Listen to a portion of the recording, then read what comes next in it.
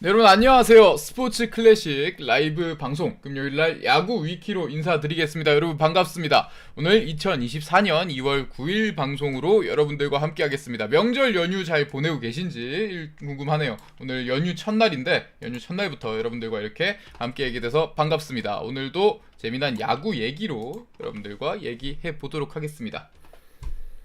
네, 일단 뭐 오늘도 좀 어쩔 수 없이 혼자인데 준주님이 어제 투수 랭킹 싸우고 난리던데요. 사람들이한테 뭐 제가 댓글을 그렇게 신경 쓰는 편이 아니어가지고요. 뭐 혼자서 뭐 제가 그걸 다 확인할 수 있는 부분도 아니고 그거 보고 뭐 약간 뭐 저한테 그렇게 얘기하는 부분도 있는데 뭐 어쨌든 뭐 사람들마다 생각은 다른 거니까 뭐 존중을 하고 저는 뭐 그냥 보고 넘기고 있습니다. 뭐 중요한 거는 뭐 투수 랭킹 그런 부분에 있어서 좀 재밌는 점은 기본적으로 이제 제가 다음으로 준비한 영상이 이제 5강 예상 그런 컨텐츠거든요. 근데 늘 느끼는 게 제가 뭐라고 거기에서 제 랭킹에 대해서 엄청 신경을 쓰는 것 같더라고요. 뭐 그냥 저 같으면 그냥 뭐 제 랭킹이 정말 별로고 우스우면 그냥 신경도 안 쓰고 뭐 니 알아서 해라 하고 갈 것 같은데 공신력도 없는 랭킹에 그렇게 신경을 쓰는지 모르겠습니다. 오늘 같은 경우는요, 이제 롯데 자이언츠 얘기로 먼저 포문을 열 텐데 스트레일리하고 윌커슨에 대해서 이야기하는 부분이 많아가지고 또 좀 흥미로운 부분도 있고 해서 준비한 부분이 있습니다. 왜냐하면 스트레일리하고 윌커슨이 이제 지난해 스트레일리하고 올해 윌커슨이 같은 나이거든요. 그래서 또 후반기를 잘했고 재계약을 한 부분이 같아서 그런 부분을 좀 동시에 이렇게 비교를 해보는 시간을 가져갔고요. 네, 권혁수님 반갑습니다. 그리고 오늘 와주신 분들 정말 감사드리고 영상 좋아요 한 번씩만 클릭해 주시면 감사하겠습니다. 이 명절에도 함께 해주시는데 명절을 설 연휴 좋으니까 좋아요 한 번씩 부탁드릴게요. 그리고 두 번째 얘기는 이제 기아 타이거즈 얘기인데 2023 시즌에 기아 신데렐라 타선의 신데렐라가 이우성 선수인데 이우성 선수가 올 시즌에는 1루수로 지금 도전을 하고 스프링 캠프에서 1루수 수비 연습을 한다고 하더라고요. 이게 어떤 의미인지 왜 이런 걸 하는지 한번 짚어봤습니다. 네, 다나님 감사합니다. 그리고 세 번째 같은 경우는 이제 저번 주에도 말씀드렸죠. 이 지난 시즌까지 1군에 좀 보기 힘들었던 이 선수가 누굴까? 2024 시즌 새롭게 태어날 얼굴 누가 있을까? 이런 부분을 좀 한 팀마다 한 명씩 돌아가면서 소개해드리고 있는 상황인데 KT 위즈는 이제 천성호 선수를 오늘 소개해드리는 그런 시간을 갖도록 하겠습니다. 그러면 첫 번째 이야기부터 만나보도록 하겠습니다. 반갑습니다. 감사합니다.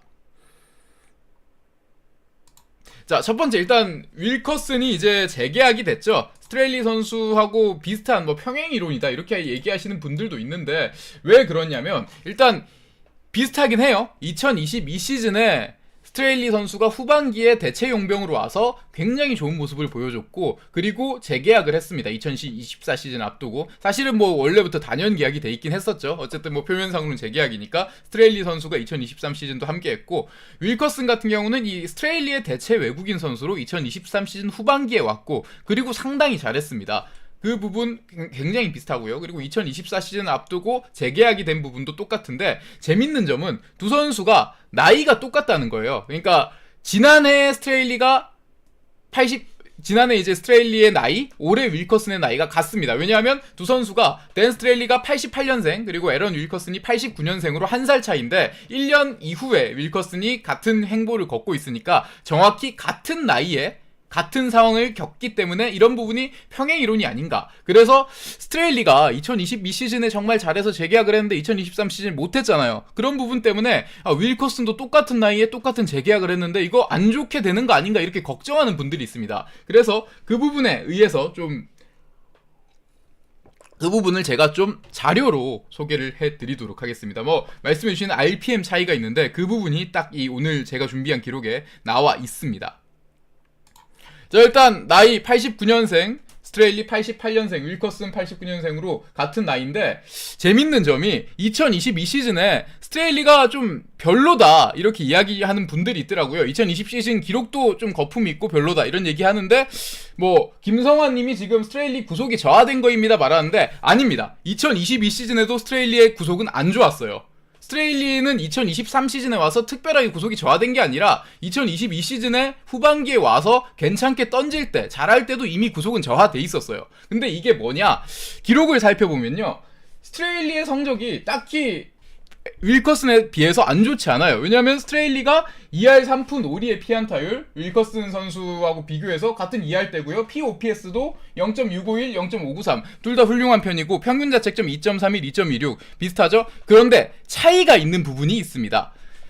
스트레일리 같은 경우는 직구 피안타율이 3할 1푼 5리예요. 이 부분이 굉장히 중요한 부분인데 스트레일리 같은 경우는 좌타자를 상대할 때 가장 먼저 하는 부분이 패스트볼 그리고 체인지업의 조합이에요. 근데 체인지업이 살려면 직구가 살아야 되거든요. 직구가 밋밋해지고 상대 타자를 압도하지 못한다? 그러면 상대 타자는 직구는 그냥 걸러내고 체인지업만 노린다든지 이런 식으로 체인지업을 상대하기 굉장히 편해지기 때문에 체인지업이 주무기인 피처 같은 경우는 패스트볼의 피안타율이 높아지고 구종가치가 떨어지면 성적이 좋아질 수가 없습니다. 근데 윌커슨 같은 경우도 비슷한 레퍼토리예요. 직구, 슬라이더, 커브, 체인지업 이렇게 던지는 게 상당히 비슷한데 에런 윌커슨도 직구 체인지업을 활용해서 좌타자들을 상대하는 공략법을 가지고 있거든요. 이런 부분에 있어서 똑같다고 할 수 있는데 재밌는 점은 윌커슨 같은 경우는 직구의 피안타율이 스트레일리에 비해서 상당히 좋아요. 1할 8푼 6리를 기록을 했거든요. 이 부분 때문에 두 선수의 기록의 차이가 있는 겁니다. 사실은 표면상으로 평균 자책점 2점대, 피안타율,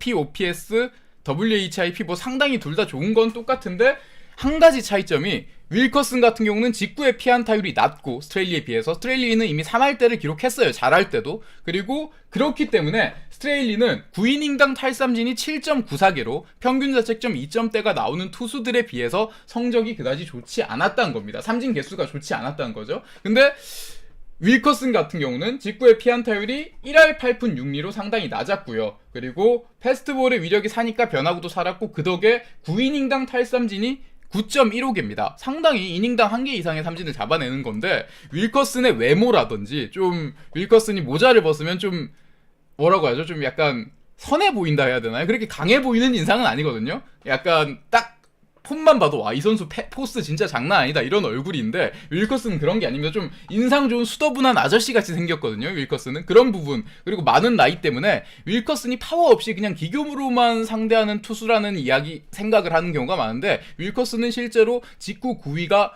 나타나는 기록이 상당히 좋은 편이고 그래서 많은 삼진을 잡아내는 파워 피처입니다. 그렇기 때문에 윌커슨 같은 경우는 스트레일리하고 다르게 FIP 수비 무관 평균 자책점이 똑같이 2점대로 좋았기 때문에 스트레일리는 3점대로 FIP가 이미 안 좋아지고 있는 부분이었거든요. 그렇기 때문에 윌커슨 같은 경우는 2024 시즌 전망이 스트레일리에 비해서 상당히 좋다고 할 수 있습니다. 이런 부분이 좀 차이가 있다고 볼 수 있겠죠. 그러면 이제 또 중요한 부분이 운이 따르지 않았나 뭐 이렇게 볼 수도 있는 거지만 스트레일리 같은 경우는 운이 따른 게 맞다고 볼 수 있어요. 그 기록에 뭐 나오는 부분, 바빕 이런 부분을 떠나서 제가 생각하는 2022 시즌의 스트레일리는 이미 그때가 안 좋아져 있었던 겁니다. 근데 몇 번 안 나왔고 그리고 약간 스트레일리가 워낙 또 베테랑이고 하다 보니까 딱 새롭게 리그에 와가지고 상대 타자들이 준비가 안 됐을 때 말하자면 개업발이죠. 개업발로 많은 경기를 잘 던지고 한 달 정도를 잘 던지고 이것도 잘한 겁니다. 사실은 단순히 운이 좋다고 이렇게 될 수 있는 건 아니거든요. 그렇지만 이게 풀타임으로 가면 갈수록 아마 2022 시즌에도 스트레일리는 아마 4월부터 뛰었으면 성적이 떨어지는 여지가 분명히 있었을 거라고 봅니다. 그러니까 결국 이 기록이 좋았다는 거는 많이 던지지 않았기 때문에 이렇게 된 부분이 있는 거고 윌커슨 같은 경우는 달라요. 윌커슨은 이 기록이 개업발 뭐 이런 부분이 아니라 이미 기록 자체가 상당히 좋아요. 2023 시즌에 딱히 뭐 딴지를 걸 만한 그런 기록이 없거든요. 뭐 윌커슨을 얘기할 때 패턴이 읽히면 뭐 많이 맞는다 이런 이야기를 하셨던 분들도 있는데 저는 그런 분들한테 물어보고 싶습니다. 윌커슨의 패턴이 뭔지.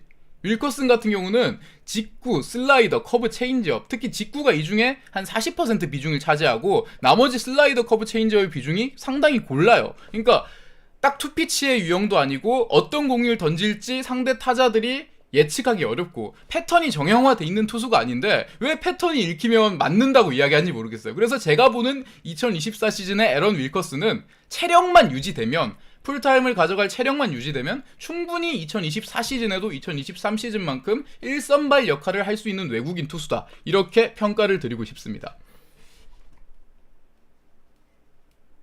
저는 그렇게 봅니다. 윌커슨이 좋지 않은 부분이 크게 없다. 그냥 그 체력만 유지가 되면 굉장히 좋은 투수로의 성적을 보여줄 수 있다. 이렇게 평가를 하고 싶습니다. 그러니까 풀 시즌을 견디기 힘든 이유 중에 하나가 많은 나이로 보는 건데, 근데 사실은 2023 시즌에 이미 여름부터 와가지고 적지 않은 경기를 던졌거든요. 근데 그동안 윌커슨 선수가 체력적으로 떨어진 건 없어요. 오히려 이종훈 감독 대행이 오고 나서 롯데 외국인 투수 2명을 4일 로테이션으로 거의 9월부터 추석 이전 막 9월 10월 이때는 4일 휴식으로 계속 풀 시즌을 돌렸거든요. 그 이후에. 근데도 윌커슨의 체력은 그다지 떨어지고 뭐 구속 저하 이런 부분이 전혀 안 보였기 때문에 체력적인 이슈도 4월부터 10월까지 버틸지는 아직 저희가 모르지만 마냥 안 좋을 거라고 보는 것도 억측에 가깝다는 거죠. 그래서 저는 윌커슨하고 반즈의 조합은 상당히 괜찮은 조합이 될 수 있다. 롯데가 2024 시즌 전력이 좋은 부분은 아니지만 외국인 투수는 상당히 좋다고 할 수 있습니다. 이 부분을 아마 롯데가 뭐 외국인 투수가 왜 뭐가 좋냐, 외국인 투수 듀오가 뭐가 좋냐 이렇게 얘기하는 건 억지죠. 근데 기록을 볼 줄 모르거나 그냥 롯데 하면 무조건 안 좋은 순위 이렇게 생각해야 뭐 마음이 편한 분들이거나 그런 거죠. 다른 부분은 뭐 타선이 약하고 수비가 약하고 이런 건 인정이지만 외국인 투수 2명의 조합은 상당히 좋습니다.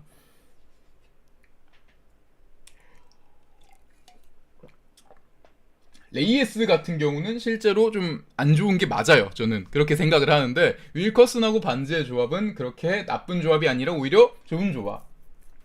만약에 윌커슨 같은 경우는 윌커슨이 이제 그 풀타임을 치르는 체력이 유지가 되고 좋은 성적을 계속해서 보여준다. 그러면 저는 알칸타라 브랜든이 사실 외국인 투수 조합 중에 제일 좋다고 평가받고 있거든요. 10개 구단 중에. 그냥 저만 그런 게 아니라 전부 다 그건 두산이 제일 낫다고 평가를 해요. 지금 일단 9위나 뭐 어느 정도 검증된 부분이나 이런 부분. 근데 윌커슨이 만약에 2024 시즌에도 풀타임으로 저런 모습을 보여준다. 그러면 두산에 비해서 롯데가 그렇게 떨어질 게 없다고 봅니다. 저는 실제로 그렇게 생각을 해봅니다.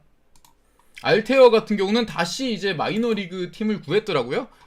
NC에서 다시 돌아가가지고 그 독립리그만 뛰고 뭐 그랬었는데 에런 알테어가 다시 마이너리그 팀을 저는 구한 걸로 그때 마지막으로 봤었어요. 저도 알테어를 상당히 흥미롭게 지켜본 사람으로서 알테어가 요즘 뭐 하나 이런 부분이 엄청 궁금했었는데 그 알테어가 다시 이제 그 마이너리그 팀을 구했으니까 한번 뭐 컨택을 할 수 있긴 하겠지만 그 NC가 보류권을 가지고 있지 않습니까? 그 부분을 좀 풀어야 된다고 생각을 합니다.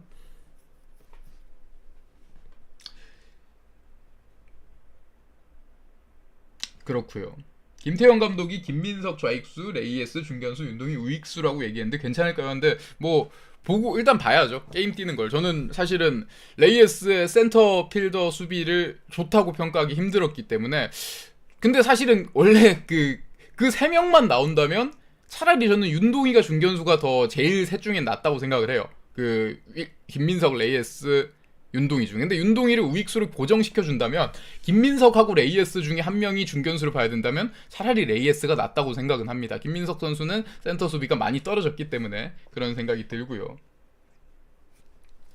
키움 헤이수스 9이닝당 볼넷이 많이 높다고 얘기해주는데 그래서 제가 후라도 같은 경우는 키움 외국인 투수를 평가할 때 최근에 올렸던 컨텐츠 가지고 또 이야기를 많이 하시더라고요. 최근에 이제 키움을 또 왜 이렇게 낮게 평가했냐 좀 서운하다 이렇게 댓글 달아주신 키움 팬분 댓글 봤는데요.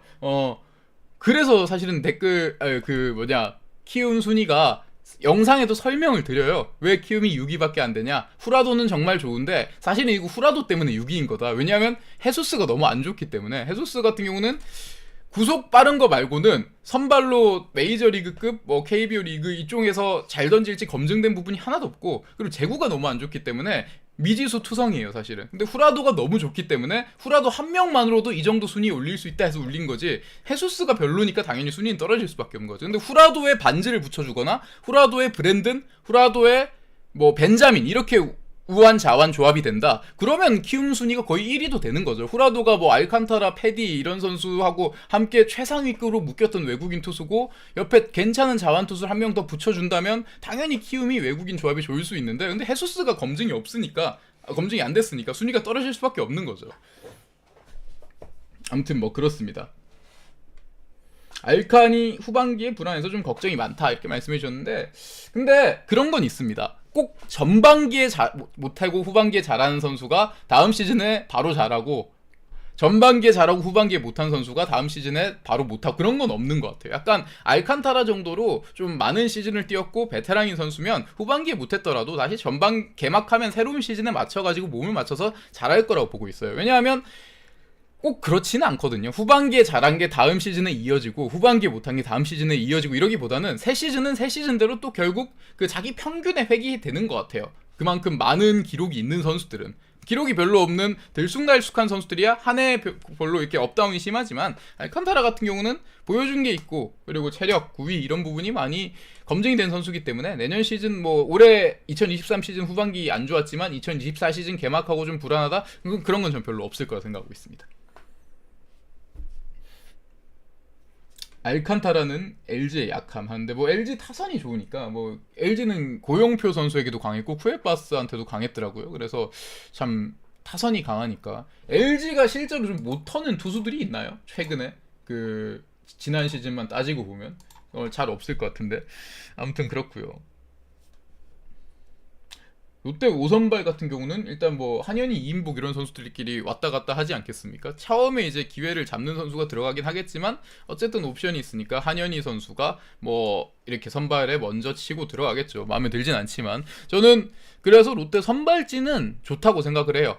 이 보여주신 89년생 윌커슨 그리고 찰리 반즈, 박세웅 나균환 이렇게 4선발까지 나름대로 딱 뭐 미지수인 선수들을 뭐 경쟁 이런 게 아니라 딱 정해놓고 가는 4선발이 있고 거기에 5선발에 뭐 한현희 이런 식으로 간다면 5선발이 조금 삐리하긴 하지만 4선발이 안정적으로 갈 수 있기 때문에 그러면 적어도 롯데가 내년 시즌 선발 때문에 성적을 못 냈다 이런 소리 듣기는 힘들 것 같아요. 왜냐하면 2023 시즌도 롯데 선발 투수들은 자기 할 몫을 다 했습니다. 선발만큼은 상위권이었어요 롯데 성적이. 근데 불펜 이런 것도 불펜 뎁스가 별로 안 좋아서 김상수나 구승민 같은 선수들이 과부하에 걸렸고 그리고 타선 타격 별로 당연히 안 좋았고요. 그 타격 안 좋은 놈들이 수비들도 못했고요. 그렇기 때문에 투수들이 성적을 낼 수가 없었고 선발들이 승수를 쌓지 못하면서 성적이 쭉 떨어진 거예요. 사실은 롯데 투수들은 팀 옮기면 다 성적 어느 정도는 더 좋아진다고 보고 있습니다. 특히 박세웅 같은 경우는 압도적으로 좋아질 거예요. 제가 늘 얘기하는 부분. 키움은 1선발 후라도 제외 2호선발 불안한데 이렇게 다나님이 말씀해 주셨는데 좀 안타까운 거죠. 왜냐하면 키움이 지난 시즌 제가 알기로는 퀄리티 스타트 1위가 키움이 아닌가 그걸로 기억하고 있거든요. 정확하게 맞는지 한번 보겠습니다. 그 지난 시즌에 제 그냥 기억에 퀄스 1위가 키움이라고 저는 기억을 하고 있는데 맞는지 한번 볼게요. 키움 맞네요. 퀄리티 스타트 1위가 키움이에요. 그러니까 선발진이 실제로 상당히 제 몫을 해줬는데 이게 처음에 시작할 때는 요키시, 후라도, 안우진 그리고 최원태 이렇게 4명의 선발이 있었는데 후라도 빼고 다 날아가 버렸으니까 요키시는 부상으로 빠졌고 최원태 선수는 트레이드 됐고 안우진 선수는 이제 부상으로 빠지고 이제 공익으로 입대를 했고 그렇기 때문에 이게 4명이 다 미지수가 돼버리니까 좀 안타까운 거죠. 2023 시즌 키움의 선발은 강했지만 그래서 2024 시즌 키움의 선발은 좀 약할 거다 이렇게 보고 있습니다. 3선발 장재영, 4선발 김성기 뭐 이러니까 이거 자체가 아까는 막 안우진이 1선발이면 뭐 요키시가 3선발, 4선발이 최원태 이랬는데 4선발이 거의 KT하고 뭐 비벼도 키움이 그렇게 떨어질 거 없고 이런 수준이었는데 이제는 뭐 3선발 장재영 이러니까 장재영 선수가 갑자기 알을 깨고 확 올라오지 않는 이상 쉽지 않아 보이고요. 그걸 단기간에 그러기에는 좀 힘들죠 사실은.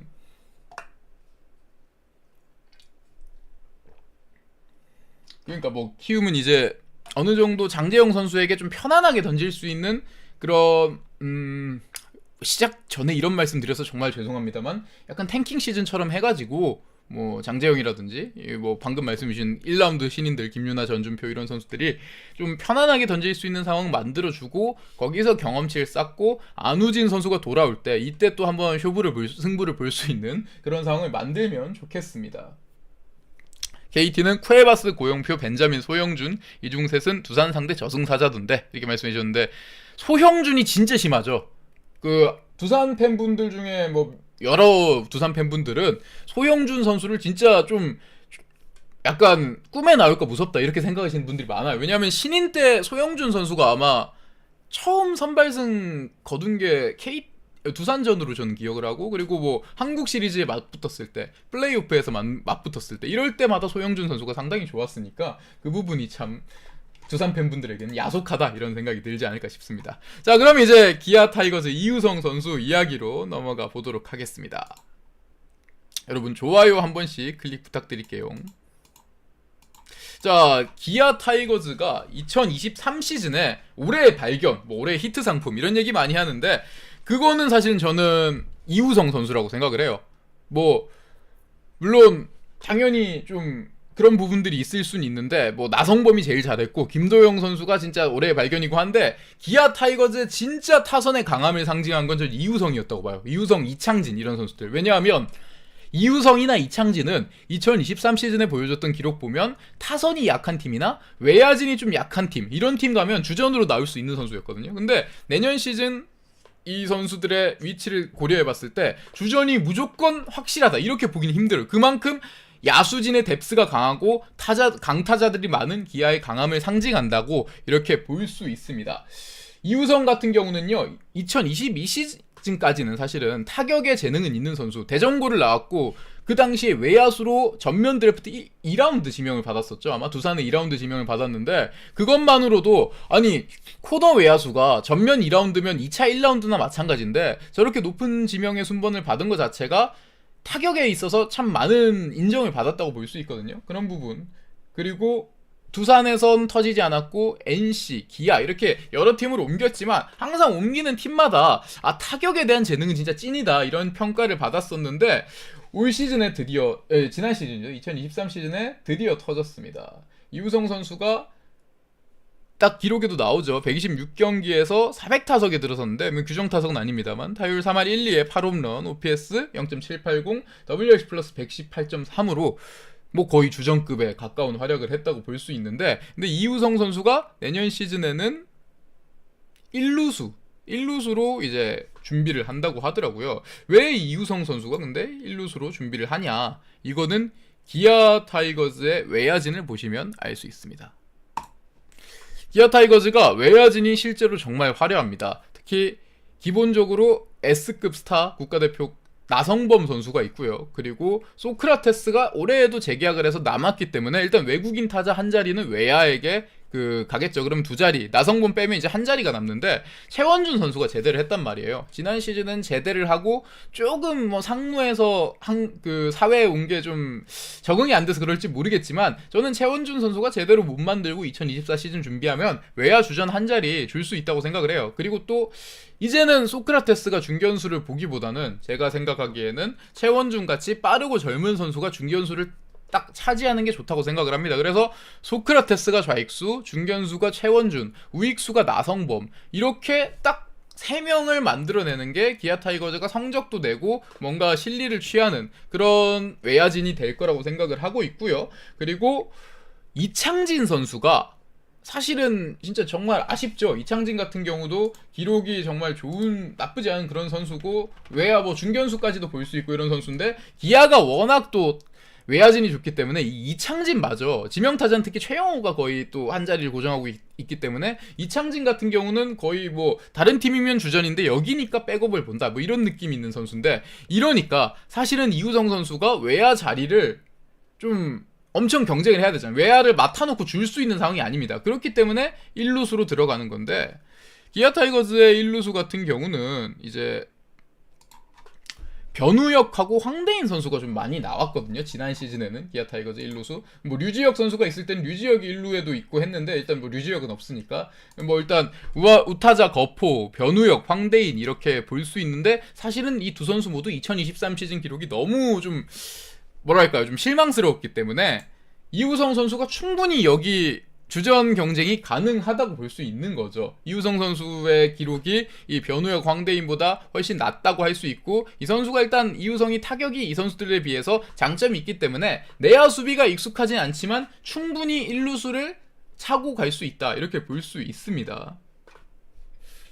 보시면 그런 이야기는 할 수 있어요. 왜냐하면 이우성 선수는 프로 커리어나 고교야구 때나 항상 좀 코너 외야, 가끔씩 뭐 고교 때는 중견수도 보고 했었습니다만 거의 외야수, 코너 외야수에 고정된 선수고 1루수로도 거의 본 적이 없을 정도로 내야 경험이 적은 선수인데 이 부분이 가능할까, 내야 수비가 가능할까 이렇게 불안해하는 경우도 있어요. 근데 이거는 이렇게 보시면 생각을 할 수 있어요. 왜냐하면 1루수니까 만약에 이우성이 들어가야 되는 포지션이 뭐 2루수나 3루수나 이러면 타격 때문에 기존에 있는 내야수들을 제거하고 외야에서 온 선수를 넣는다. 이거는 뭐 정신 나간 짓이지만 1루수는 상관이 없습니다. 아무리 좌타자들이 많아지고 그리고 1루 수비가 예전에 비해서 좋아졌다고 하지만 1루수는 1루수입니다. 그런 비교를 하잖아요. 수비를 못하는데 타격을 이우성 정도로 치는 1루수 대 타격을 정말 별로 못하는데 수비를 진짜 기깔나게 하는 1루수, 이 두 선수가 있으면 전자를 쓰는 게 맞습니다. 왜냐하면 1루수기 때문에. 뭐 유격수, 3루수 이런 내야나 뭐 중견수 같이 센터라인 외야나 뭐 포수는 말할 것도 없고요. 그쪽은 이제 타격보다는 수비를 보고 좀 쓰는 게 이해를 할 수 있어도 1루수를 수비를 보고 쓴다, 이건 정신 나간 짓이에요. 그냥 엄청 세이브 잘하고 공 잘 막는 골키퍼랑 뭐 슈팅 강하고 막 그 뭐 발 빠르고 이런 골키퍼 쓰는 것, 그러니까 그냥 포지션의 위치를 망각한 거예요. 1루수는 타격을 해야 되는 포지션인데 수비를 물론 무조건 뭐 실책만 한다 이게 아니면 타격 보고 1루를 쓰는 게 맞습니다.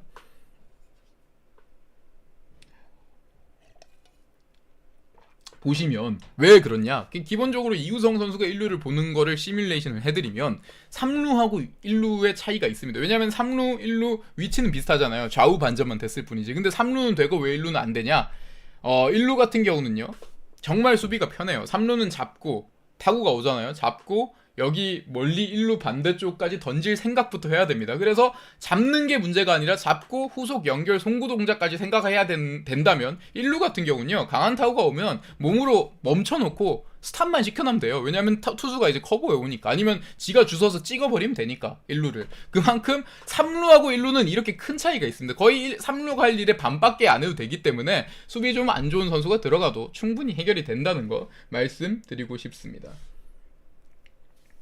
아무튼 뭐 그런 거죠. 그래서 이우성 선수의 1루 전향은 저는 상당히 긍정적으로 보고, 만약에 이우성이 1루수에 안착에 성공을 한다 그러면 구독 감사합니다.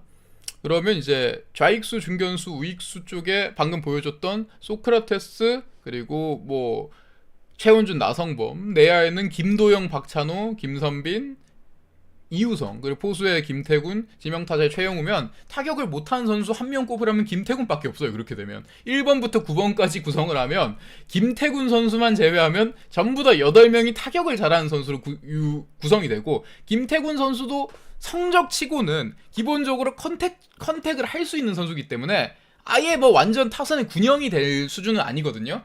뭐 물론 잘 치는 타자들에 비하면 진짜 보잘것없긴 하지만, 그런 부분을 보면 기아는 이 이우성 선수 1루 프로젝트에 성공을 한다면 기존의 약점이었던 1루수도 해결을 하기 때문에 거의 LG하고 대동소이한, LG하고 비빌만한 최고의 타선을 구축할 수 있다, 이렇게 볼 수 있습니다. 그래서 이우성 선수의 1루 전향을 시도하는 게 아닌가 이런 생각이 듭니다.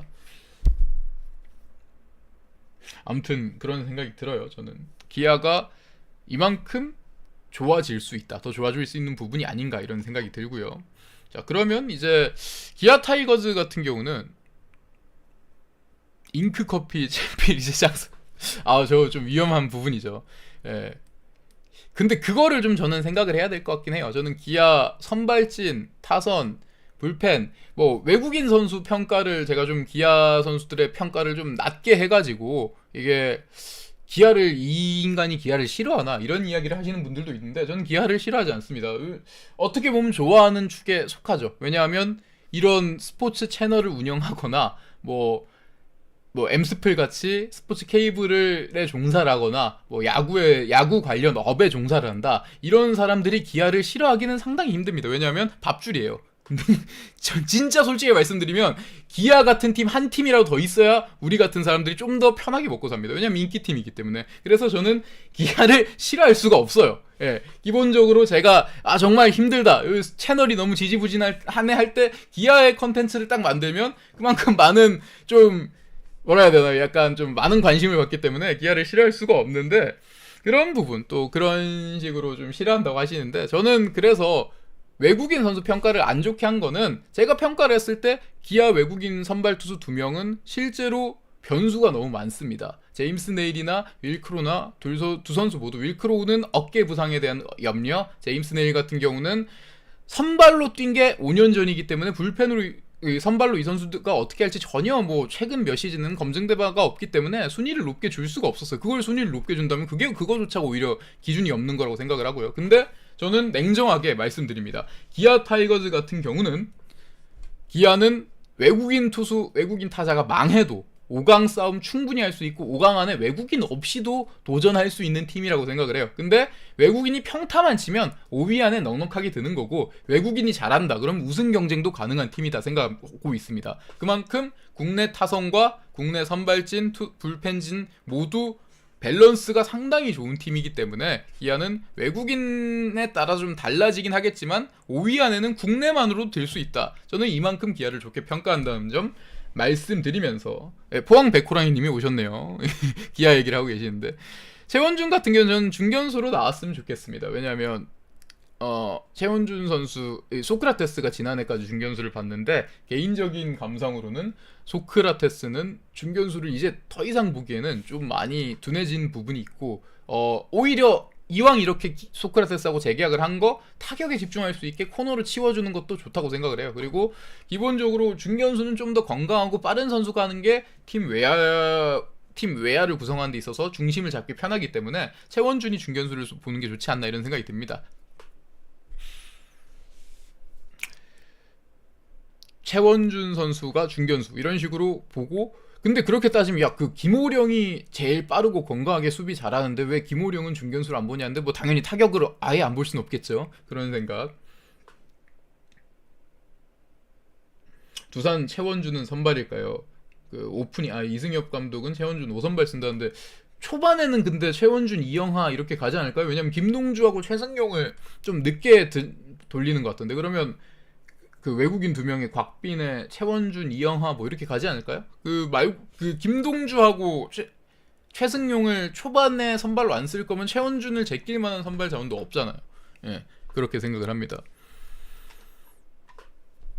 포항 백호랑이 님이 듣고만 있다가 얘기를 하셔서 이렇게 채팅창으로 오셨는데 제가 드러낸다고. 예, 반갑습니다. 오늘 연휴 잘 보내시길 바라겠습니다.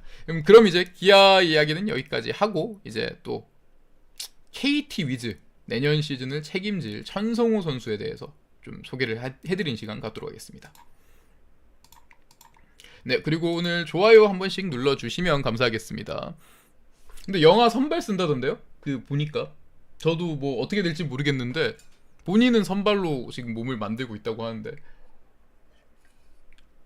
봐봐, 근데 이영하도 좀 지금 선발 이제 어려워 보이고, 박신지는 제발 좀 딴 데 가고 하면 최승용, 김동주는 초반에 안 나오고 이러면 최원준을 제낄 수 있는 자원이 많지 않잖아요. 뭐 이제 뭐 숨겨놓은 뭐 김태견을 갑자기 선발로 쓰고 그럴 것도 아니고, 그런 생각이 듭니다. 자, 그러면 오늘은 KT 위즈의 2024 시즌 키플레이어, 항상 제가 지난주 LG의 김현종을 시작으로 각 팀마다 내년 시즌의 신데렐라가 될 수 있는, 2023 시즌까지는 이 선수 1군에 거의 얼굴을 보기 힘들었지만 2024 시즌에는 1군에 얼굴을 내밀 만한 가능성이 있는 선수들을 소개해드리는 그런 시간을 갖도록 하고 있습니다. 그래서 이번에는 KT 위즈의 천성호 선수를 제가 소개해드리려고 합니다. 천성호 선수가 사실은 KT 위즈의 상당한 유망주 출신이에요. 광주진흥고와 단국대를 나왔고요. 2020년 드래프트 2차 2라운드 지명을 받은 선수죠. 근데 이 드래프트에서 이제 KT가 천성호 선수를 뽑아서 LG가 이주영 선수를 뽑은 그걸 거예요. 제 기억이 정확한가 모르겠는데, 이 2라운드에서 KT가 그 2순위를 가지고 있었고 LG가 3순위를 가지고 있었는데, KT가 천성호를 찍고 LG가 만세를 부르면서 이주영을 뽑았다, 뭐 이런 후문이 있습니다. 그래서 그런 부분이 있었는데, 어쨌든 그 대학 야구에서 상당히 좋은 컨택으로 좀 이름을 알렸고, 사실은 대학 야구 때는 유격수를 많이 보는 선수인데 프로에 와서는 2루수, 3루수 이렇게 보고 있고, 상무에서도 주로 2루수, 3루수 이렇게 나오고 있습니다. 근데 KT에서 중요한 게 좌타자입니다. 천성호는 좌타자고요. KT의 중요한 게 그만큼, 그래서 이것도 말씀드리려고 했는데, 좌타자가 그러니까 천성호 선수가 더 좋을 수밖에 없어요. 왜냐하면 KT는 리그에서 우타자가 제일 많고 우타에 좀 쏠림 현상이 있는 팀이고 또 젊은 내야수가 정말 부족한 심우준 선수가 군대 가 있어서 그렇긴 하지만 3루수의 황재균, 유격수의 김상수, 2루수의 박경수, 뭐 오윤석 선수도 있긴 하지만 1루수 박병호. 그러니까 내야 전체가 김상수가 막내라서 물을 떠와야 되는 수준의 나이가 좀 많은 그런 내야진이 구성되기 때문에 KT는 젊고 좌타자인 내야가 정말 귀하고 대접을 받을 수밖에 없습니다. 그래서 KT 위즈에서 좀 어떻게 보면 귀한, 다른 팀 상황도 뭐 그 좌타 내야수가 안 귀한 건 아니지만 KT 팀 사정을 고려했을 때 꼭 잘해야 되는 그런 키 플레이어라고 할 수 있습니다. 그리고 지난 시즌에 2023 시즌에 11월에 제대를 했거든요. 그래서 시즌 중에 제대를 한 게 아니라 시즌이 끝나서 제대를 해서 뭐 한국 시리즈 이런 상황에서는 합류를 하지 못했는데 지난 시즌에 상무에서 이제 348타석 나와서 타율 3할 오픈을 치면서 이 선수가 남부리그 타격 1위 했습니다. 남부 1위 타격 왕에 올랐었거든요. 그러면서 상당히 타격이 좀 눈을 뜨는 2023 시즌 전까지는 사실은 퓨처스 리그에서도 3할 넘게 친 적이 없었는데 지난 시즌에 3할 넘게 치고 실제로 상무는 워낙 또 많은 선수들이 모이잖아요. 각 구단의 유망주들이 모이는 유망주 올스타 팀 뭐 이렇게 볼 수 있는데 그런 상황에서 천성호 선수가 항상 거의 뭐 1, 2, 3번 타순 중에 한 명 나오면서 1번, 2번 이렇게 고정됐었던 걸로 기억을 해요. 그래서 상무에서 이렇게 신뢰도를 얻었다는 건 그만큼 기술적으로 완성도, 스텝업이 있었기 때문에 그렇다고 생각을 하고요. 그러면 KT는 2024 시즌에 천성호 선수에게 많은 기회가 갈 수 있다 이런 생각이 드네요. 박경수 선수가 비록 주장도 받고 했지만 어쨌든 이루수를 박경수 선수가 고정으로 갈 수는 없고 뭐 오윤석, 이호연 뭐 다 롯데긴 하네요. 오윤석, 이호연 이런 선수들이 있긴 하지만 천성호 선수도 그 경쟁자 중에 한 명이다 이렇게 볼 수 있겠습니다.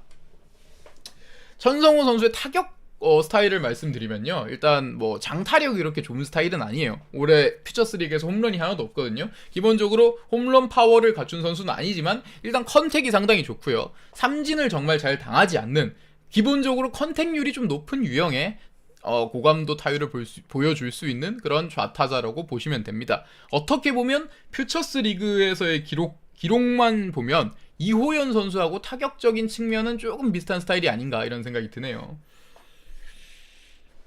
아무튼 그렇습니다.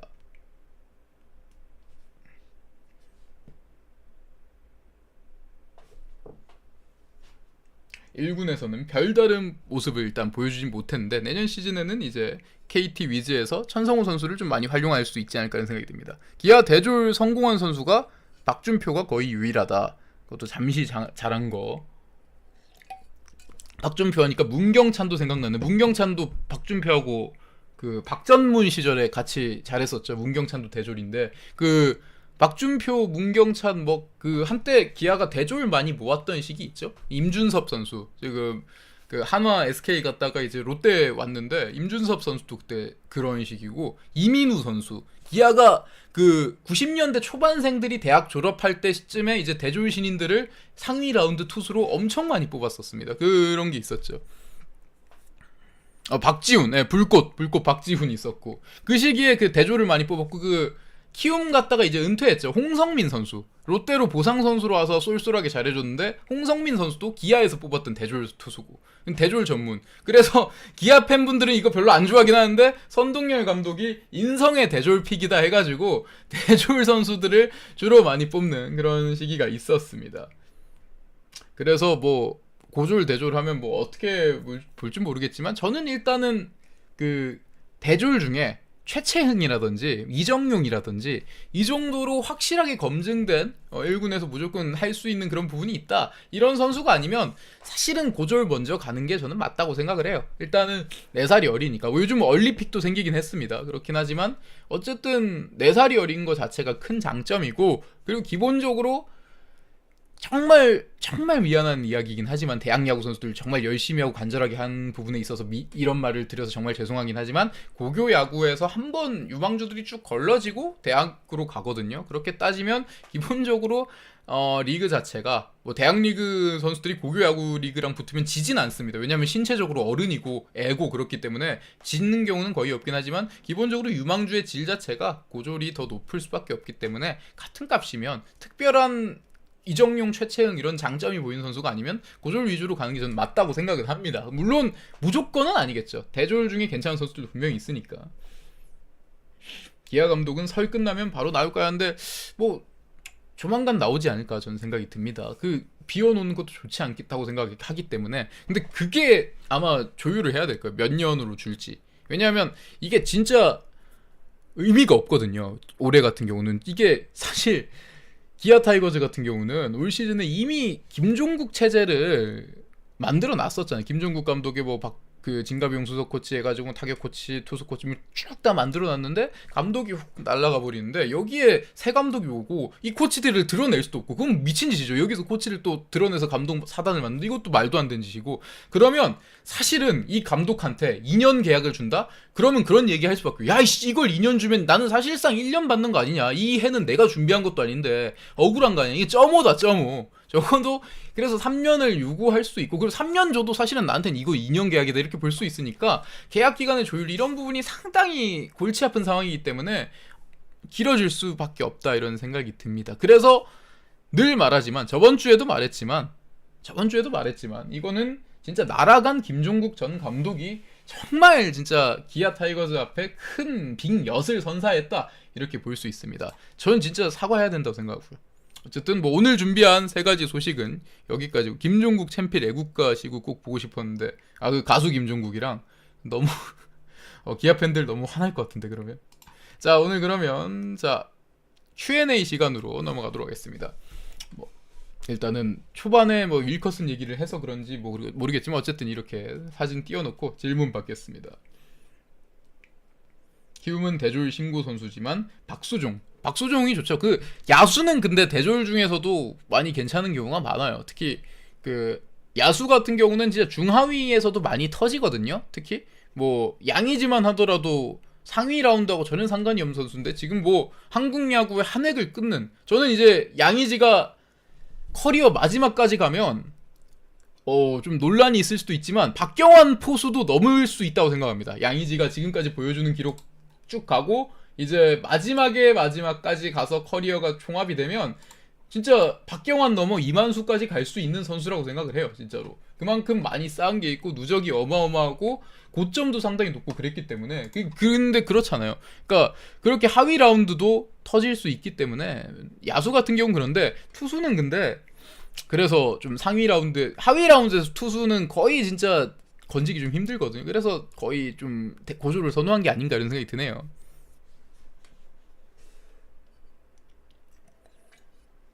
양의지가 대졸이라 그런 게 아니라 하위 라운드라서 그렇게 이야기를 해본 겁니다.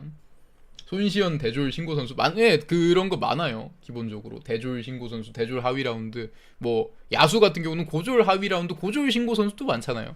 뭐 김현수 선수도 뭐 좀 특수한 상황이긴 했지만 어쨌든 육상 선수로 들어와서 그 정도로 만들었고 많아요. 한동희는 시즌 중에 군대 가는 게 맞다고 생각하나요? 초반에 쿠브 박살나면 그래도 갈 건가 이렇게 말씀해 주시는데 일단은 훈님이 질문을 오랜만에 해주셨는데 한동희가 만약에 초반에 3월 달에 상무 발표는 이제 거의 개막과 동시에 발표가 날 겁니다. 3월 중순인가 그렇죠? 상무 발표가. 그럼 개막도 3월 중순 20 며칠이잖아요. 그러면 그때 발표가 나고 그러고 한동희가 상무 합격이 되고 안 됐을 경우는 일단 빼고 말씀을 드릴게요. 상무 합격이 되고 4월, 5월 너무 잘한다. 6월달 입대죠. 3, 4, 5월 너무 잘했다. 6월 중순쯤에 입대해요. 근데 그러고 나서 한동희 선수가 너무 크보를 박살내고 있는데 그럼 어떻게 해야 되냐? 근데 군대 가야 돼요. 그거는 왜냐하면 3월 달에 상무에 합격이 되면 입영 날짜가 나와 있는 거예요. 이거를 근데 특수한 사유 없이 그 특수한 사유를 뭐 내가 뭐 갑자기 막 몸이 너무 안 좋아진다거나 뭐 다리가 부러진다거나 이렇게 해가지고 미룰 수는 있겠지만 그게 아니라 내가 야구를 잘하는데 입영 날짜가 나왔고 입대를 해야 되는데 미루는 그건 안 되죠. 그거는 할 수 있는 게 아니에요. 할 수 있는 영역이 아니기 때문에 실제로 크볼을 때려 부순다고 하더라도 군대는 가야 됩니다. 그거는 어쩔 수 없는 부분이에요.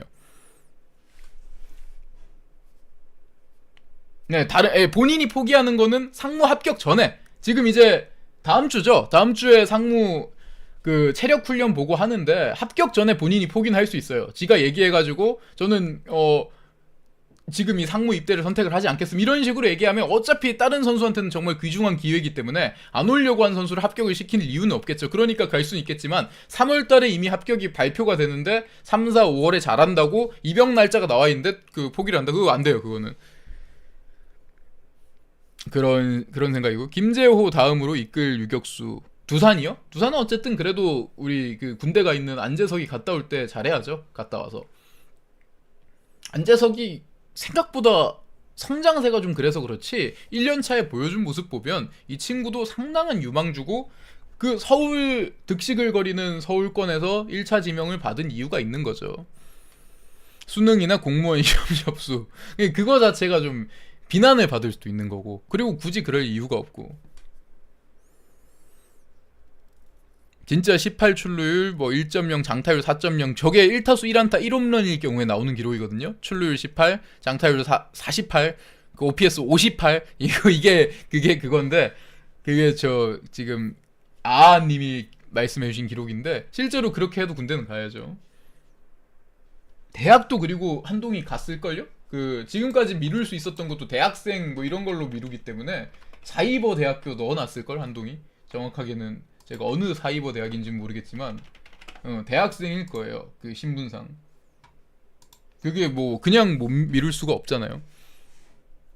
괌에서 김태형 감독님이 감구장 특성상 바람이 많이 부는데도 불구하고 컨택과 강한 타구를 생성해낸다 레이에스가 뭐 이렇게 얘기해 주셨는데 저는 레이에스에 대해서 담백하게 말씀드리면요 타격에 대한 장점은 있는 선수라고 생각을 해요. 레이에스 선수. 왜냐하면 레이에스 선수가 기본적으로 저는 비슷한 느낌이 들었던 선수가 2023 시즌에 처음 제가 만나봤던 그 전까지 메이저리그에 있었던 에레디아하고 비슷한 성향이겠다 이런 생각을 했어요. 이 친구가 붕붕거리는 스타일이 아닙니다. 볼넷이 적고 이런 것 때문에 예전에 DJ 피터스처럼 지금 투수가 된 DJ 피터스처럼 붕붕거리는 타자라고 생각하는 경우가 많은데 아니에요. 은근히 그 갖다 맞추는 능력이 있는 선수고 컨택률을 좀 높게 가져갈 수 있는 선수라고 생각해요. KBO 리그 기준으로는. 근데 기다리는 성향은 아닌 것 같아요. 그래서 근데 롯데에 그런 타자들이 워낙 많잖아요. 전준우, 지금은 없지만 뭐 손아섭, 이대호 이런 선수들이 주로 롯데 스타일이거든요. 컨택 좋고 일단 나가서 때리고 보는 스트라이크 존을 적극적으로 공략하는 이런 게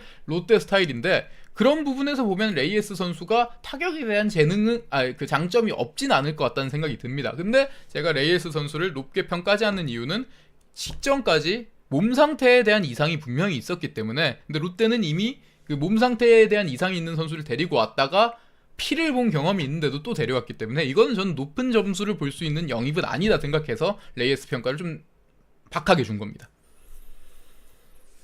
오그레디 같은 느낌은 아니라고 생각을 해요. 예, 오그레디는 뭔가 좀 어디가 안 좋았는지 모르겠는데 2023 시즌에 그 정도로 못할 놈은 아니었다고 생각을 해요. 왜냐면 일본에서 했던 모습 보면 그냥 다른 사람이 온 것 같은 얼굴만 똑같은 그런 느낌입니다.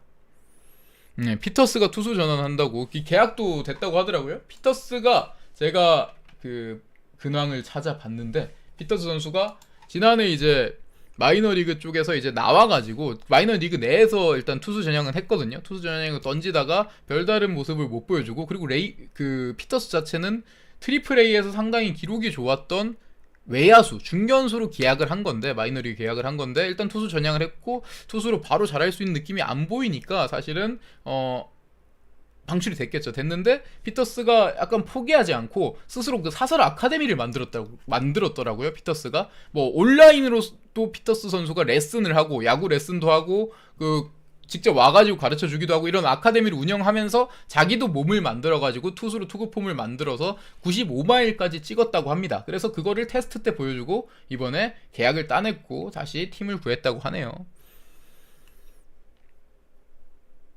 링가드가 오다니 저도 어제 봤는데 신기하더라고요. 그래서 그 피터스 선수는 이제 투수다.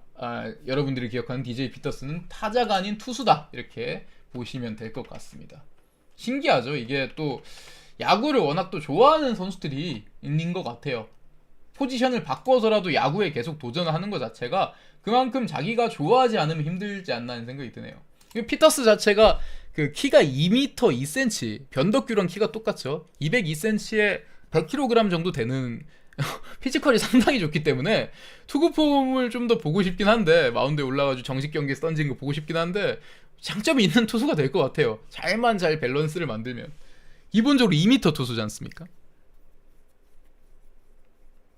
타자 투수 타자 전향 뭐가 힘들다 보시냐고 이렇게 말씀해 주시는데, 기본적으로 타자가 포지션을 그냥 외야나 1루 이런 포지션으로 본다면 투수에서 타자로 가는 것보다 타자에서 투수 가는 게 훨씬 더 어렵다고 봅니다. 근데 투수에서 타자가 뭐 유격수, 포수 이런 센터 라인의 그 필드 포지션을 가질 거면 투수에서 타자 가는 것도 타자에서 투수 가는 것만큼 어렵다고 생각을 하네요. 오히려 이게 더 어려울 수도 있겠다는 생각이 듭니다. 근데 기본적으로 외야수 정도로 가겠다 이런 거면 투수에서 타자로 가는 게 타자에서 투수로 가는 것보다 더 편하다고 생각이 듭니다. 저는 그만큼 야수 포지션 같은 거 프로 레벨에서 익히는 게 어렵고, 프로 레벨에서 투수가 밸런스 잡고 잘 던지는 것도 어렵고, 이런 차이가 있다고 생각이 드네요.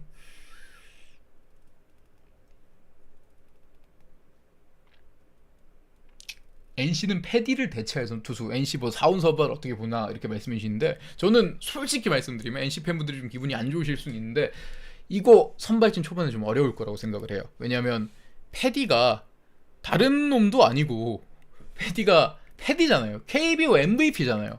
다른 투수도 아니고 패디가 빠진 것 자체가 이게 상당히 공백이 있을 거라 보거든요. 물론 패디 빠지고 외국인 없이 가는 게 아니라 카이라트, 카스타노 같은 선수들이 오긴 했지만 패디만큼의 임팩트를 저는 보여주기 좀 힘들 거라고 생각을 하기 때문에 이 부분이 좀 어렵지 않을까. 그리고 정말 어쨌든 별 도움이 안 됐다 이런 평가를 할 수도 있긴 하지만 구창모가 있는 것하고 없는 건 또 그건 차이가 있다 생각합니다. 구창모라는 네임드가 물론 항상 저거 반 시즌만 뛰면 들어눕는 거 아니냐, 저거 환자 아니냐, 투수가 아니라 환자 아니냐 이러지만 구창모라는 국가대표에도 뽑아가는 투수가 있고 없고는 차이가 있어가지고 NC의 선발진은 2023 시즌에 비하면 조금 떨어지지 않겠나 이런 생각은 드네요.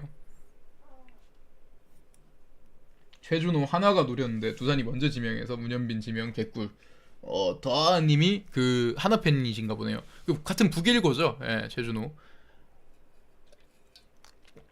그래서 그 두산의 새로운 2PM이라고 하더라고요. 최준호랑 김태견, 준호 태견 있어가지고 더 모으면 재밌겠습니다. 준호 태견 있으니까 2PM, 두산의 2PM. 뭐 이름이 또 있나요? 그 용병을 태국에서 뽑아오면 니쿤, 죄송합니다. 아, 정우영 트레이드 두산에서 우영 2PM 니쿤 준수 있잖아. 한준수 데려오면 되지 않을까? 한준수. 죄송합니다. 계속 헛소리를 많이 하는데.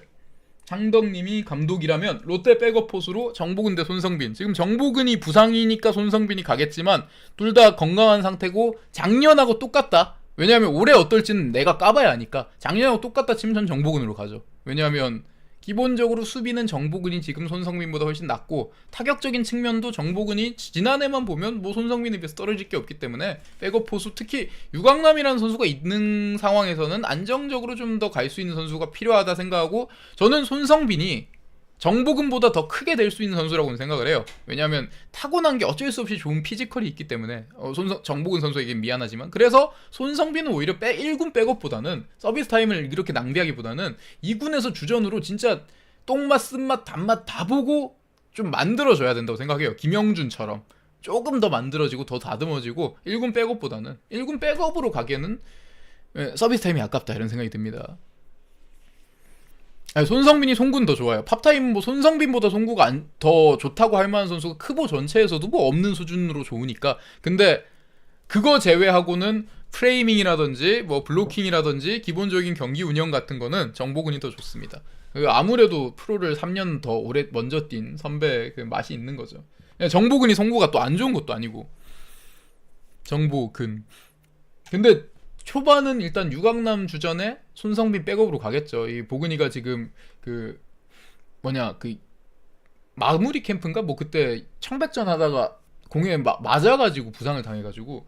야 근데 정보근이 너무 잘 다쳐. 제 개인적인 그건데 정보근이 너무 잘 다칩니다.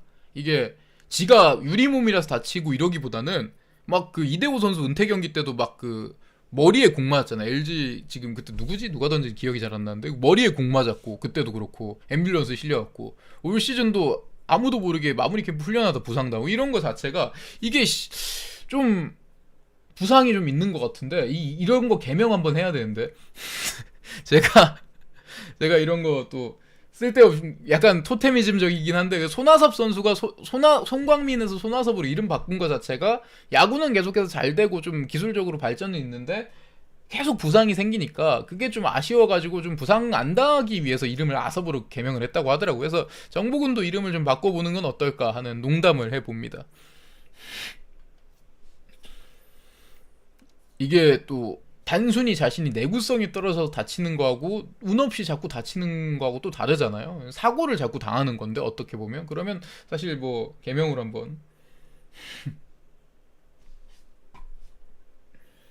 그런 생각이 듭니다. 도영이도 부상당하면 아섭으로 개명하셨는데 김도영 선수도 근데 약간 비슷해요. 근데 이건 또 김도영 선수가 그런 부분이 있을 수밖에 없는 이유 중에 하나가 어떻게 보면 플레이 스타일 자체가 김도영 선수가 그래서 금지를 해야 되는 거고 헤드퍼스트 슬라이딩 발 빠른 선수들은 좀 부상 위험과 항상 함께하죠. 그 이대형 선수는 그 예전에 그 본인이 인터뷰한 거에서 밝힌 게 자기는 무릎 까지는 거 그냥 이제 상처 같지도 않다. 너무 많이 까지니까 맨날 슬라이딩하고 하니까 그래서 몸을 많이 날리고 발 빠른 그런 유형의 야구를 하는 선수들은 좀 부상 위험이 어느 정도 있는데 그런 부분도 있는데 정보근이 뭐 그런 야구를 하는 것도 아닌데 자꾸 사고를 당하니까 그런 이야기를 했습니다. 롯데 일루수 나승엽 가나요? 이렇게 말씀해 주셨는데요. 이그디그님이 그 일단은 기본적으로 정훈 선수하고 경쟁이겠지만 누구 한 명이 나승엽이 주전이다 이렇게 얘기할 수는 없지만 일루수 쪽에서 나승엽 선수도 기회를 받기는 할 거예요. 왜냐하면 정훈 선수는 지난해 모습을 봤을 때 풀타임으로 그냥 뛰면서 수비하고 주루하고 쭉 같이 갈 수 있는 그런 상태가 아니었어요.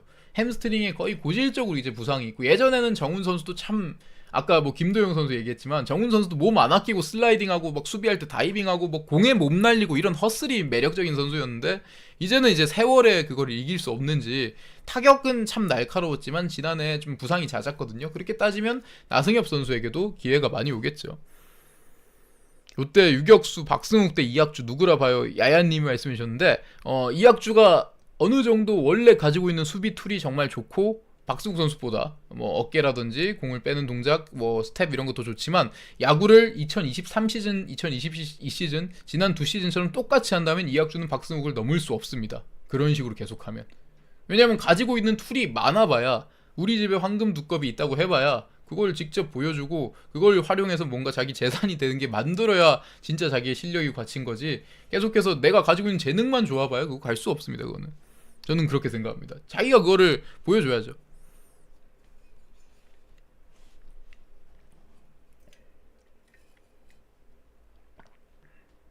고승민이 뭐 2루를 지금 내야를 계속 연습하고 있더라고요. 2루에 고승민 선수 뭐 유격수에 새로운 이학주 3루에 노진혁 하는데 김민성 선수도 뭐 2루 보고 하는데 저는 포지션 어느 정도 뭐라 해야 될까요? 노진혁이 3루로 쭉 나온다기보다는 유격수로 나올 때도 있고 이런 식으로 좀 활용될 거라고 생각이 듭니다. 유연하게 어느 정도 고정을 주고 갈 그런 상황이 아닌 것 같아가지고 유격수도 뭐 어떤 날은 오른손인 이주찬이 먼저 나올 수도 있고 왼손인 뭐 이학주나 박승욱이 나올 수도 있고 이루수도 뭐 고승민, 김민성이 꼭 같이 간다기보다는 김민성 선수도 어떻게 보면 좀 그 지난해 햄스트링 쪽에 문제가 있었거든요. 그러니까 좀 조합을 잘할 필요가 있겠죠. 딱 정해져 있는 그 뭐 LG하고 비교해 보면 LG는 유격수 오지환, 3루수 문보경, 2루수 신민재 뭐 감독이 누가 되든 염경엽 감독이 하든 김창덕이가 감독을 하든 이 유격수 오지환 3루수 문보경 2루수 신민재는 고정일 거 아니에요. 뭐 다른 걸 생각할 옵션이 필요가 없는데 롯데 같은 경우는 감독이 누구냐에 따라 자기가 세우는 옵션에 따라 결과가 너무 달라지기 때문에 김태형 감독이 좀 잘해주는 게 필요하다고 생각이 듭니다.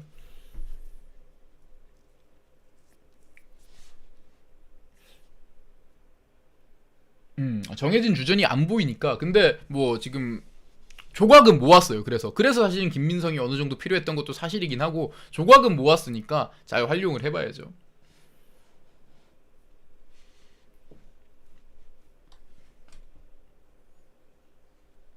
홍서가 그 뭐야? 홍서가 아섭이 형 그리워. 홍석이 양홍석 롯데 팬으로서 손아섭 그리운다. 아, 질문이 있었구나. 저는 그립습니다. 아니 안 그리운 게 더 이상한 거 아니에요?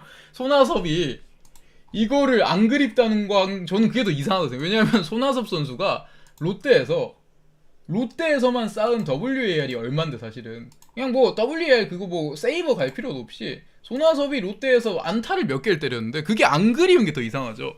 손아섭 선수가 롯데 내에서 안타만 2077개를 때렸거든요. 그게 뭐 또 이러면 영양가 뭐 이런 얘기 할 수 있어. 손아섭 뭐 스찌잖아. 뭐 걔 뭐 우승 한 번을 시켜줬냐 스찌잖아 이러는데 야 안타를 2000개 넘게 때렸는데 스찌건 뭐 그게 뭐가 중요해. 2000안타를 국내에서 2000안타 때린 사람이 몇 명이나 됩니까 사실은. 근데 그 현역 최다 안타 페이스로 가고 있던 선수인데 그게 안 그립다? 정신병 있는 거죠. 그건 솔직히 저는 억지로 인정을 하기 싫은 거예요. 지금 롯데 팬인데 난 손아섭 안 그립다? 이거는 손아섭이 떠났는데 이걸 그리워하는 내가 손아섭한테 NC한테 지는 것 같다 이렇게 생각하는 거죠. 그거는 저는 말이 안 되는 생각. 안치홍은 차라리 그 안치홍은 저는 그리워요. 근데 안치홍은 딱 4년 있었잖아. 그거랑 손아섭은 우리가 2007년도에 송강민 때 부산고 나와서 개막전에 나와서 현대랑 할 때 개막전이었어요. 예.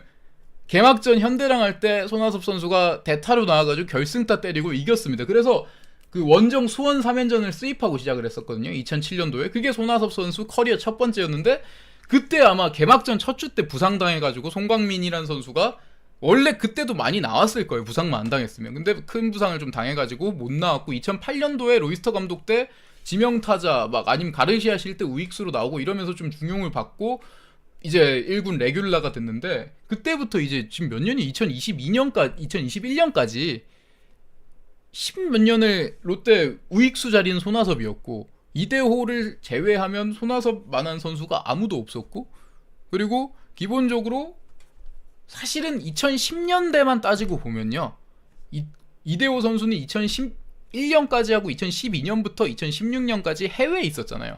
그러면 사실은 2010년대 전체 롯데의 상징 그리고 롯데 최고의 스타가 누구였냐 기록적인 측면 다 따져서 손아섭입니다. 근데 이게 안 그리우면 사실은 그 당시에 롯데 야구를 안 봤거나 아니면 그냥 뭔가 이상한 왜곡된 이미지를 가지고 나는 안 그립다고 자기 최면을 거는 거라고 생각해요. 그리고 손아섭 그립다고 한다고 뭐 지는 것도 아니고 뭐 잘못된 것도 아니고 예, 손아섭을 그리워할 수는 있는 거죠. 저는 그런 생각이 듭니다. 강민호도 그립죠.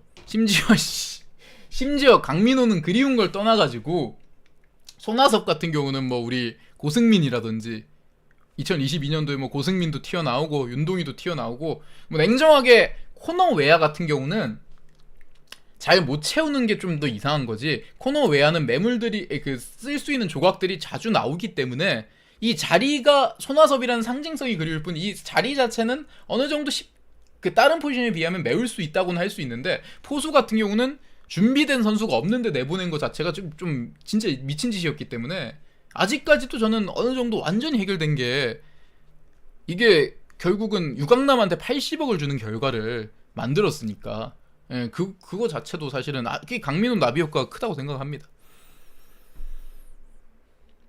강민호 나오고 가을 야구 영해임 이러는데 뭐 그렇죠. 실제로 2018년도에는 강민호를 남겨놨으면 가을 야구 했을걸요? 순위가 7위여서 그렇게 야 그때 뭐 가을 야구 했겠어 하는데 아마 롯데를 쭉 보신 분들 기억나겠지만 그 10월 9일까지 5위가 거의 살아있었던 시기였거든요. 그 시즌이. 근데 그 강민호 없이 전반기 내내 나종덕을 포수로 쓰면서 그런 성적이었으면 2018년도에 강민호 남아있었으면 5위 안에 좀 넉넉하게 들지 않았을까 하는 생각이 듭니다. 그러였죠. 유강남 오파한 구단이 롯데밖에 없었다고 뭐 이런 얘기. 그리고 저는 예, 말씀대로 코너 외야 같은 경우는 그 A급, B급 뭐 이런 선수로 1년 어찌어찌 끌고 갈 수 있다. 아님 말씀이 딱 맞아요. 제가 한 말이 그거였거든요. 코너 외야는 진짜 선수가 안 나오면 뭐 용병을 써도 되고 아니면 진짜 아까 말씀드린 것처럼 수비가 좀 안 좋아도 코너 외야는 갈 수 있으니까 퓨처스에서 타격 좋은 선수들을 좀 활용해 봐도 되고 뭐 이렇게 가능한데, 포수, 유격수 이쪽은 주전이 잘하잖아요. 근데 뭔가 레디돼 있는 유망주가 없다. 이러면 이거는 함부로 그 선수 보내면 안 된다 생각합니다. 그거는 저는 좀 위험하다고 생각했습니다. 강민호 보낼 때. 왜냐하면 두산이 양의지 보내고 괜찮았잖아요. 계속 성적 잘 나왔잖아요. 양의지도 잘했지만 두산도 우승했거든요. 양의지 가고 나서 바로. 근데 두산은 일단은 보여줬습니다. 양의지 선수가 2017년도에 그때 사구를 맞고 골절상을 당해서 한 달 정도 빠졌었는데 그때 두산의 성적이 안 떨어졌어요. 왜냐하면 박세혁 선수가 그때 백업 포수였는데 주전으로 나왔을 때 전혀 문제가 없었기 때문에. 그러니까 두산은 알고 있었던 거죠. 양의지가 가면 박세혁이 양의지하고 비교하면 정말 별로겠지만 어쨌든 주전으로서 1인분 정도는 해줄 수 있겠구나. 이게 레디가 돼 있으니까 양의지가 비싸면 못 잡는다 이런 선택을 할 수도 있는 건데, 물론 잡았으면 더 좋았겠지만, 근데 강민호 같은 경우는 그 당시 롯데의 백업 포수가 원래 문제였어요. 2017년도에 가기 전에 2017년도에 강민호가 쉬면 김사훈이 나와가지고 맨날 나온 얘기가 아씨 백업 포수 나온 날 경기 못 보겠네였어요, 롯데 팬들. 근데 그러면 강민호가 빠지면 어떻게 되겠습니까? 이걸 생각을 했었어야죠. 그거를 생각 안 하고 나종덕 나원탁으로 막 나나랜드로 개막전부터 간다? 정신 나간 거죠. 그거는 강민호가 얼마를 달라던 간에 그 협상을 좀 해가지고 좀 적게 주던지 해가지고 뭐 이렇게 잡아야죠. 내가 생각한 연봉보다 많이 부르면 협상을 좀 해가지고 어쨌든 강민호 비위를 맞춰주고 해가지고 잡았어야죠. 그거는 그렇다고 생각합니다. 그리고 개인적으로 생각을 했을 때 강민호 선수가 빠졌다 그러면 당시 롯데는 해야 될 행동이 나종덕 나원탁 선수에게 나나랜드다 해가지고 밀어주겠다가 아니라 그때 삼성의 백업 포수가 이제 이지영 선수였거든요. 이제 원래 주전이었는데 강민호가 오면서 백업이 된 거죠. 이 선수에게 좀 트레이드 카드를 맞춰보던가. 왜냐면 이지영은 어쨌든 주전으로 뛰고 싶었을 거고 삼성은 백업으로 쓰면 좋겠지만 결국 주전하던 선수가 백업 오면 언해피가 뜰 수밖에 없습니다. 그러니까 그거를 좀 맞춰보던가. 진짜 하다못해 그때 아마 LG에서 유강남이 한참 뜰 때였어요. 새로운 포수로. 근데 그때 LG가 FA로 잡아놓은 정상호가 있었는데 거의 좀 약간 먹튀 같은 그런 취급을 받고 있어가지고 처치곤란 매물이었는데 롯데가 그래서 한 1, 2년 정도 정상호 선수로 스탑갭을 채워도 괜찮았다고 생각을 해요. 그냥 나나랜드로 가는 것보다야. 당연히 그 당시 정상호는 정말 별로인 매물이었지만 롯데 입장에서는 그 정도 경험치 있는 포수도 없었습니다. 김사훈이 제일 베테랑이었기 때문에. 그래서 그렇게 갔어야 된다고 생각을 합니다. 그런 식으로 생각을 합니다. 그래서 저는 그게 좀 아쉬웠다. 아마 당시 정상호를 데려오는 거는 정말 어렵지 않았을 거예요. 그만큼 가치가 떨어져 있었기 때문에. 근데 그 정상호 선수를 데려와서 LG에서는 뭐 정말 먹튀였지만 롯데에서는 아마 좀 도움이 됐을 거예요. 그나마. 그렇게라도 했었어야 된다고 생각해요. 어느 정도 경험치는 필요했다고 생각을 합니다. 그런 생각이 듭니다.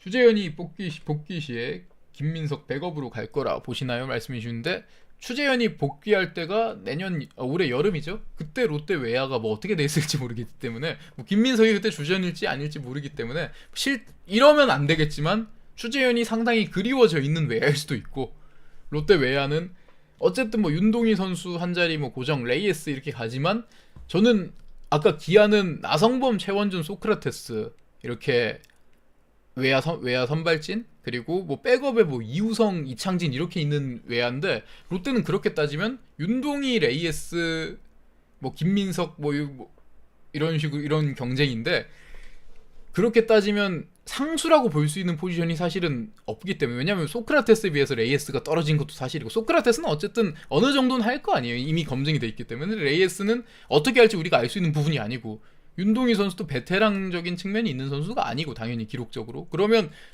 그 당시에 추재현이 와가지고 어떻게 역할을 김민석 백업이 이게 중요한 게 아니라, 그때 김민석이 주전일지도 확실하지 않기 때문에 뭐라고 답변을 드릴 수 있는 부분은 아닌 것 같습니다. 그때 추재현이 엄청 그리워 있는 상황일 수도 있는 거고, 아니면 또 김민석, 윤동희, 레이에스 모두 뻥 터져가지고 추재현이 뭐 1군에 자리가 없을 수도 있는 거고 뭐 백업도 다 잘하고 할 수도 있겠지만 뭐 어쨌든 뭐 바라자면 롯데 팬들은 추재현이 왔을 때 재현이 왔네? 이렇게 생각할 수 있는 게 가장 편한 상황이 아닌가. 만약에 추재현의 제대 일자를 손꼽아 기다린다? 그러면 외야가 망했다는 얘기이기 때문에 그게 안 좋은 거죠.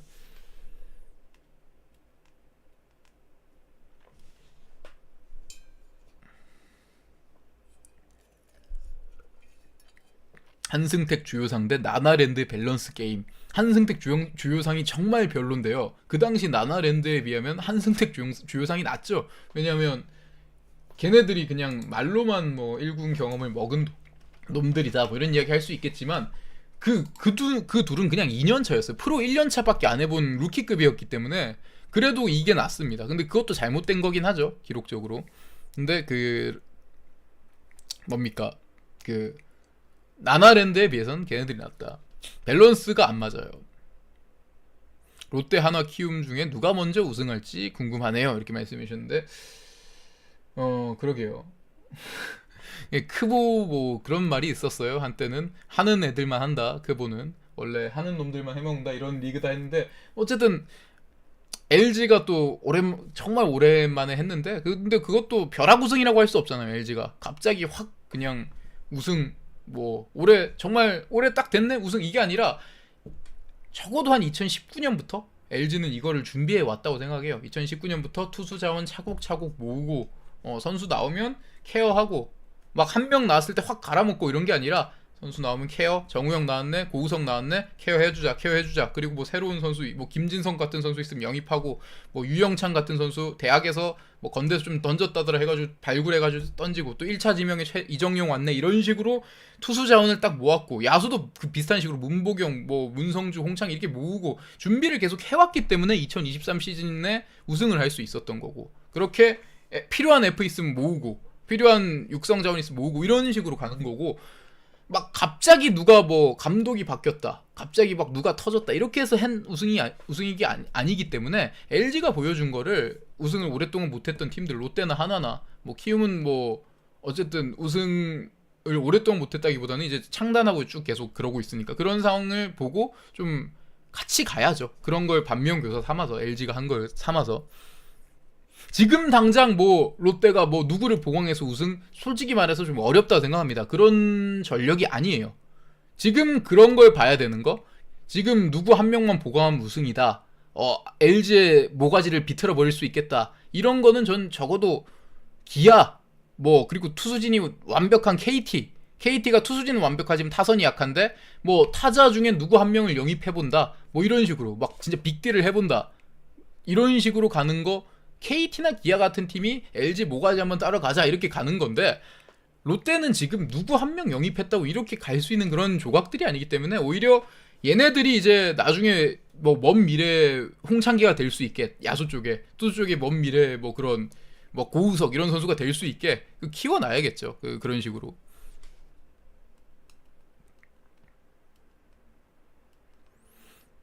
아무튼 그렇습니다. 두산 최원준이 미필일 수가 없죠. 그 예전에 그 투병 때문에 면제죠, 면제. 병역 그거죠. 병역을 어쨌든 면제로 필을 했죠. 그래서 나이가 이제 96년생인데 최원준 선수가 잡혀갑니다. 96년생이 지금까지 군대 안 가고 있으면 이제 거의 병무청 주시 대상이기 때문에 딱 아슬아슬한 나이대라서 그래서 미필일 수가 없죠. KT는 테임즈, 기아는 뭐 패디가 있으면 우승 가능하다 뭐 이런 얘기 하는데 그래서 그러니까 뭐 용병도 용병인데 그런 거 했잖아요. LG가 뭐 마냥 데려와서 성공적이었다고 볼 수 없지만 어쨌든 최원태를 칼을 빼들었잖아요. 이주형을 주고 신인 김동규 투수를 주고 그리고 1라운드를 주면서까지 최원태를 데려온 거는 여기서 뭐 한 명만 만들어지면 우승을 할 수 있겠다 이런 확신이 있으니까 던지는 거고 그거는 이제 윈나우 말 그대로 우승을 노리는 상황에 있는 팀들이 해야 될 일이고 뭐 아까 말씀해주신 뭐 롯데 하나 이런 팀들은 아직 그런 트레이드를 할 때가 아니라 오히려 이주형 같은 조각들을 모으고 할 때죠. 예.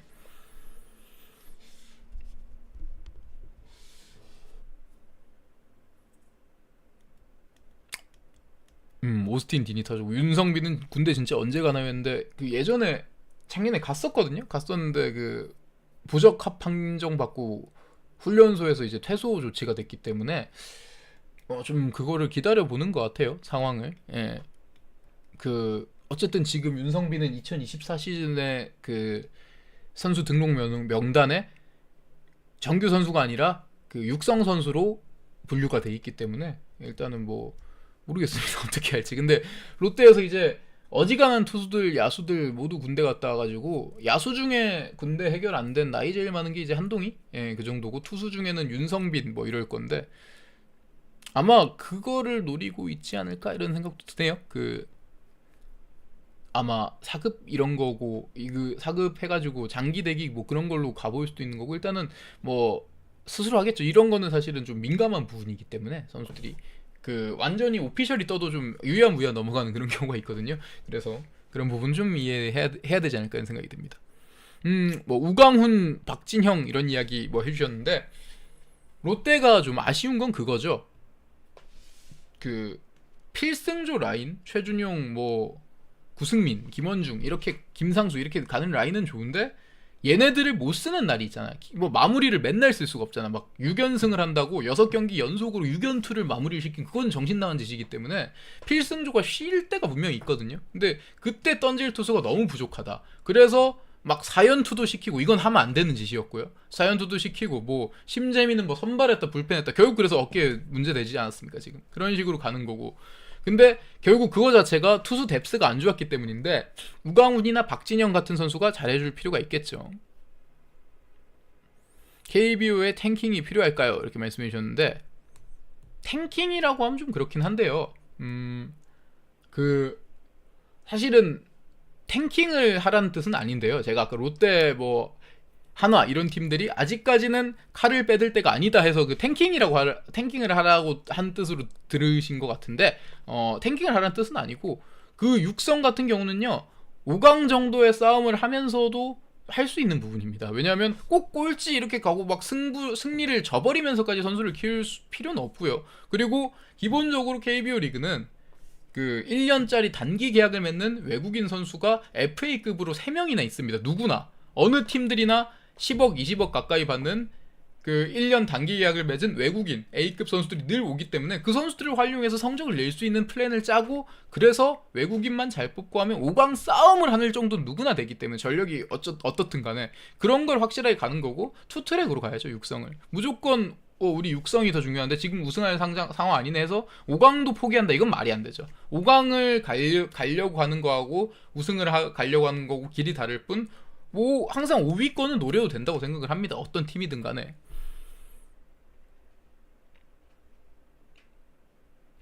이미 한화가 2021년부터 탱킹한 거 아닌가요? 하는데 그거는 뭐 일부러 했다기보다는 하나도 또 수베로 감독 있을 때도 그렇고 뭐 항상 선수들은 그들끼리는 또 최선을 다한 거기 때문에 지시와는 뭐 소식이라고 할 게 있는 게 뭐 퓨처스에서 그거 하고 있죠. 상동에서 못 만들고 있죠.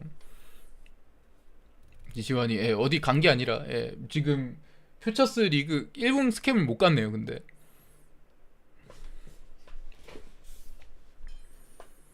수비 시프트 없어졌는데 이영종 최주환 성적이 좋아질까요? 근데 최주환은 좀 괜찮을 것 같아요.